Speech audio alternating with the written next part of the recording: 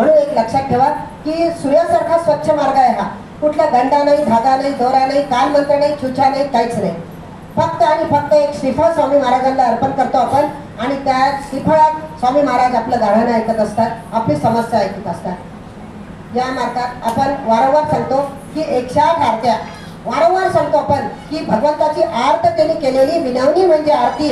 आणि जे लोक आरत्याने हजर असतात त्यांची कामं नियमित स्वामी महाराज मार्गी लावत असतात, नियमित लावतात. आणि आरत्या म्हणजे 108 आरत्या जे आपण म्हणतो की आपण एखादं पीक पेरायला टाकतो तर ते पीक यायला सुद्धा 4 महिने लागतात. मग या मार्गात आल्यानंतर तुम्हाला पण थोडा अवधी द्यावा लागेल ना स्वामी महाराजांना. म्हणून 108 आरत्या. जे लोक नियमित 108 आरत्या करतात त्यांचा तर प्रश्नच नाही.